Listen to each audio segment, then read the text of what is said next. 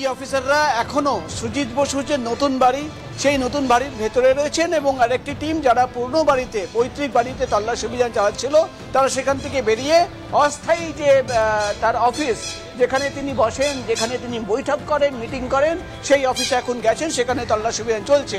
এবং যে নতুন তথ্য আমরা ইডি অফিসারদের সঙ্গে কথা বলে বা ইডি সূত্র জানতে পারছি যে মুহূর্তে ইডি অফিসার এখানে পৌঁছন প্রথমেই কিন্তু সুজিত বসু বলেন যে তার একাধিক কর্মসূচি রয়েছে, বিভিন্ন জায়গায় যাওয়ার প্ল্যানিং রয়েছে, তিনি কিন্তু যেতে চান।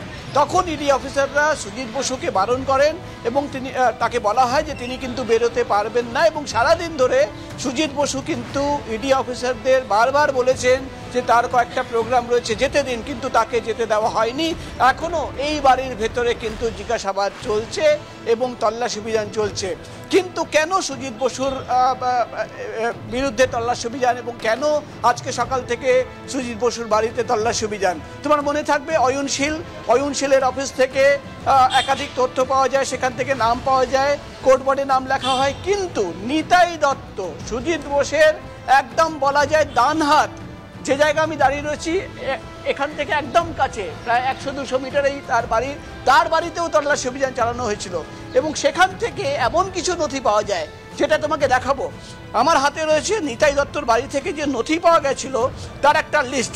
তুমি দেখতে পাচ্ছ 3 নম্বরে লেখা রয়েছে বাঞ্চ অফ লুজ সিটস, যেখানে দেখা যাচ্ছে 5 পাতার একটা ডকুমেন্ট, যেখানে regarding the appointment of family members of Nitai Dutta in Kamarhati municipality. অর্থাৎ কামারহাটি মিউনিসিপ্যালিটিতে নিতাই দত্তর পরিবারের সদস্যরা, একাধিক সদস্যরা যারা চাকরি পেয়েছিল তার ডকুমেন্ট পাওয়া গেছিল। 4 নম্বরে কি রয়েছে, প্রীতমকে বলবো ছবি দেখাতে, a bunch of loot seats marked as annexure D, page number 202 থেকে 213, অর্থাৎ 11 পাতার একটা ডকুমেন্ট পাওয়া গেছিল, নিয়োগ সংক্রান্ত ডকুমেন্ট পাওয়া গেছিল, যেটা ইডি সূত্রে খবর।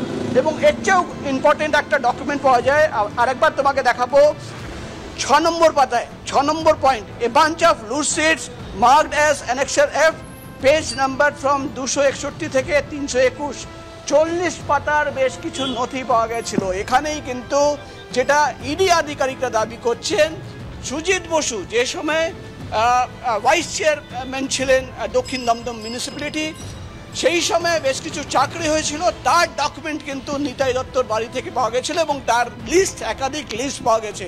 এবং সেই লিস্ট সামনে রেখে যখন তদন্ত করেন ইডি আধিকারিকরা এবং এখনো তল্লাশি অভিযান জারি ইডির কিসের খোঁজে? সমুদ্র বসু, মন্ত্রী সুজিত বসুর ছেলে, তিনি বলছেন তদন্তে সব রকম সহযোগিতা করা হচ্ছে। দেখুন,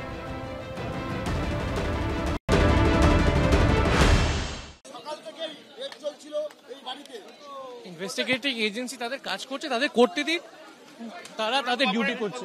ফুল কোঅপারেশন, না কোঅপারেশন করার তো কোনো কথা নেই। দেখুন, যেটা বলার সেটা এখন কিছু বলবো না, এখন ওদের প্রসেস চলছে।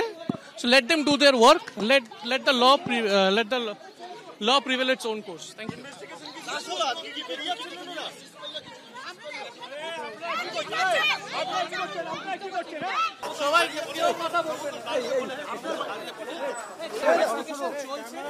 Let the investigation go on. We will come up at appropriate time. We will come up with all your questions. Thank you so much. আপনারা কোথায় নিয়ে যাচ্ছেন? আপনারা দেখতেই পাবেন কোথায় যাচ্ছে।